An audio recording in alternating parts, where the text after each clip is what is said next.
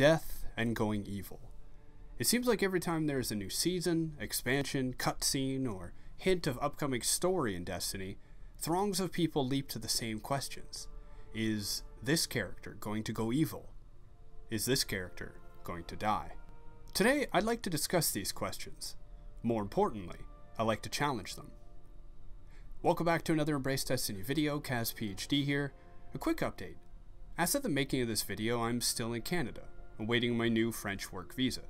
I've been here for a few months, hoping to hear good news soon, and as a result, making videos has been tougher. However, I am streaming most nights, so check out the description below for the link and to Discord. So if you want to join the conversation, head on over. We deep dive into topics like this all the time. So as I said, at almost every opportunity for new story, people jump to the questions of death and going evil in Destiny. Recently, at the Gaming Community Expo, it was the second question for the lore panel, the first of which was how to pitch the lore of Destiny to new players. Now, the panelists handled it well, saying how interesting the topic is and how it makes for good clickbait, and I agree, but I want to explore why these questions are so interesting and, well, also why they kind of annoy me.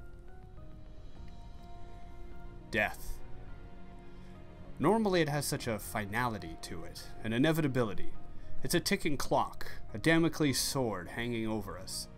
It's an incredibly fascinating topic, and potentially even more so in Destiny.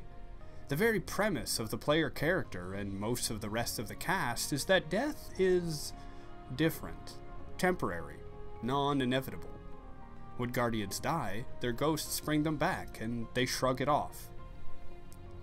A society mixed between those who will die and those who seemingly can't die would have really interesting consequences, most of which, sadly, are not well explored in Destiny's story and lore.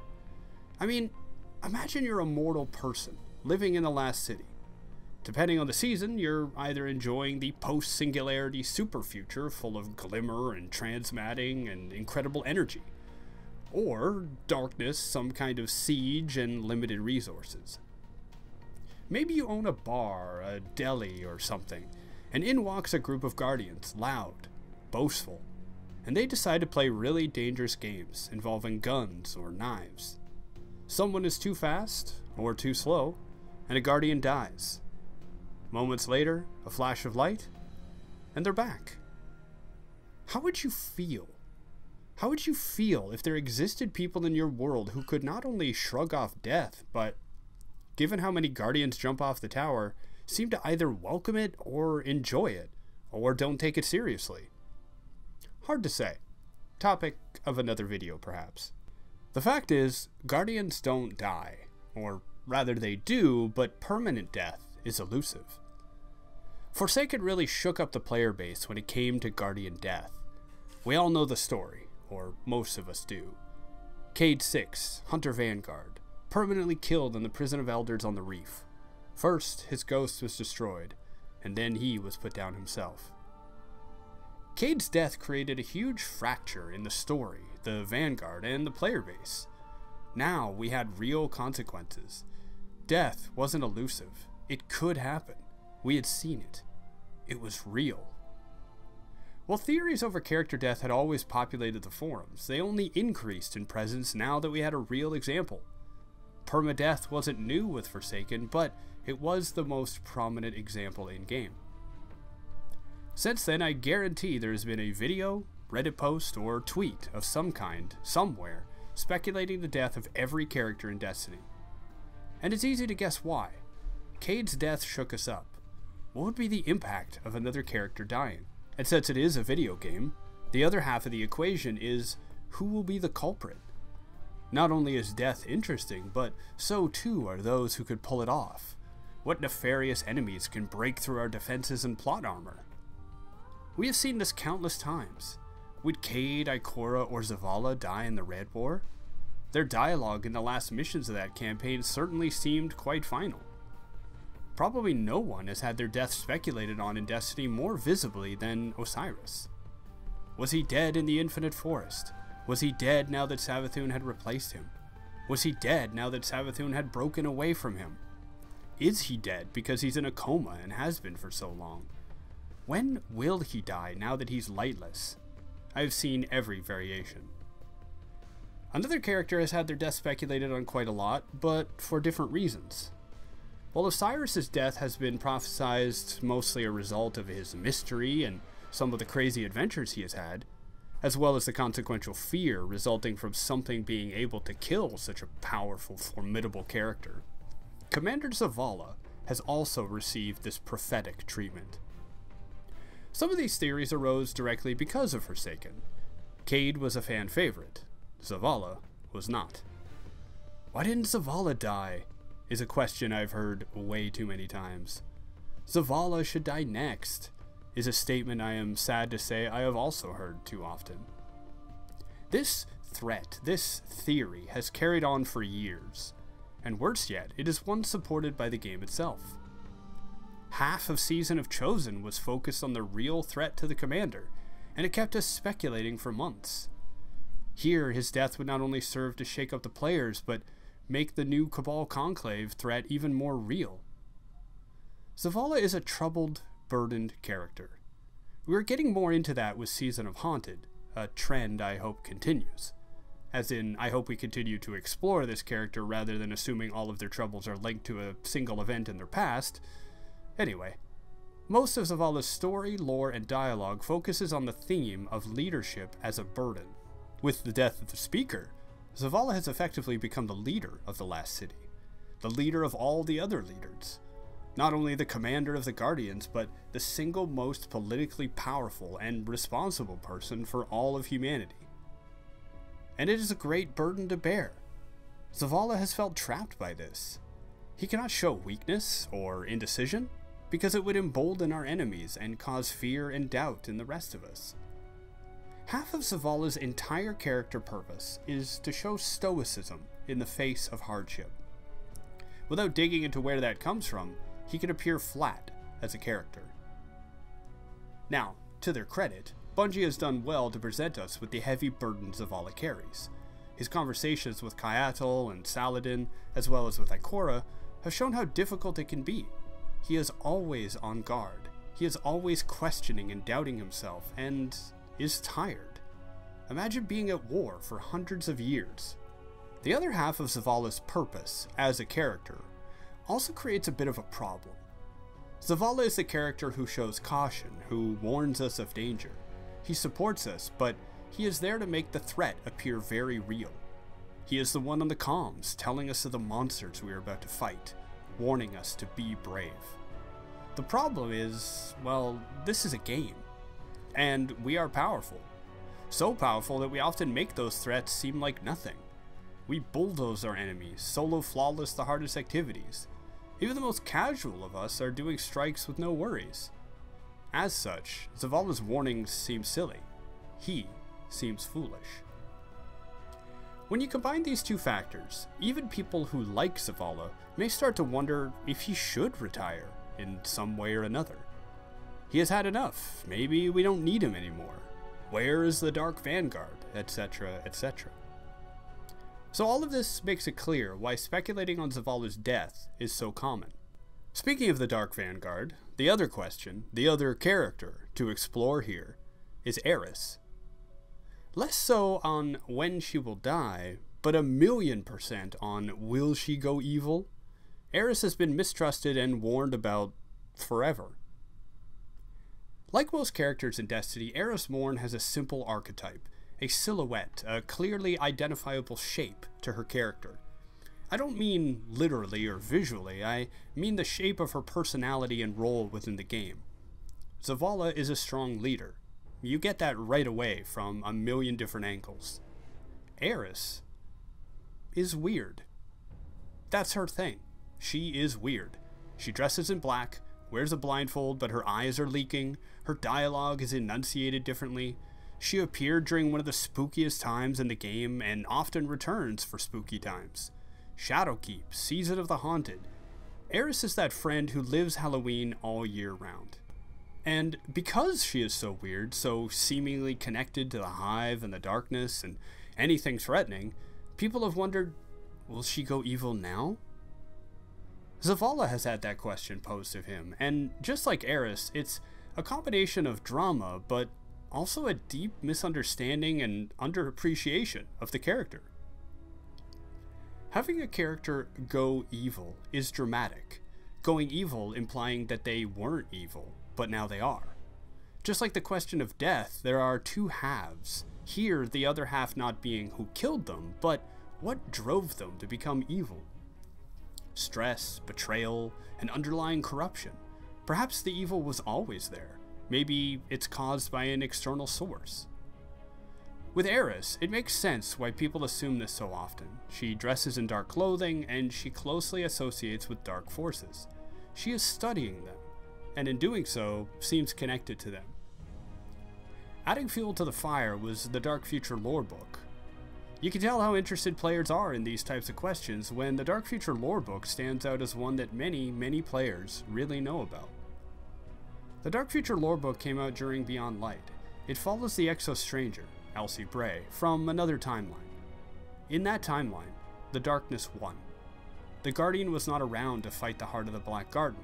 Guardians had been corrupted to darkness for some time. Ikora was killed. Zavala lost a leg and gained a beard. And Eris, she became the ultimate antagonist. She embraced the darkness and was the main threat.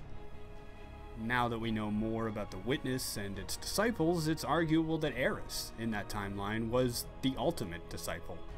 The Dark Future lore book contains a lot of interesting ideas, and some consequences. The main one being that the Exo Stranger that we know is actually from a different timeline. The problem with that lore book is that, while I believe it to be more of a cautionary tale, a lot of players seem to believe it is more of a roadmap, a prophecy. Rather than reading it as an allegorical warning of what could be, many see it as the way that things will be. Maybe not literally, and maybe not 100%, although I have seen people who do believe it to be so. Many see the fact that Eris went dark in one timeline to imply that it's only a matter of time before she goes dark in ours. The seed of fear and doubt has been sown, and people watch Eris just waiting for her to slip. However, as I said before, speculation on Zavala's potential death or corruption, as well as Eris's potential corruption, while interesting and while supported by many things, also demonstrates a misunderstanding and misappreciation of both characters, narrative purpose, and if I may be so bold, Bungie's storytelling. Having a good character go bad can be interesting and dramatic, but you know what's more difficult to write? Having a character not go bad. Having them show endurance, patience, having them grow with their challenges. It is very hard to do this well. Shortest example? Look at Captain America, and look at Superman. It can be very difficult to show a character persevering through hardship without making it look too easy. A character has to earn their victories, and if part of their victory is because they are a good person, well, it can feel unearned. However, when done well, when you show a character having a seed of strength that blooms, wilts at times, faces challenge but grows with it, that can be very rewarding.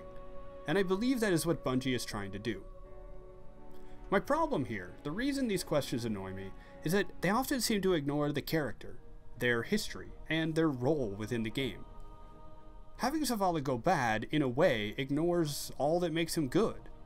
Sure, I don't want him to be a flat character, incapable of being tempted or emotionally destroyed, but it is much more rewarding to have him face challenges, maybe with my help, or with help from other characters I love, and overcome them.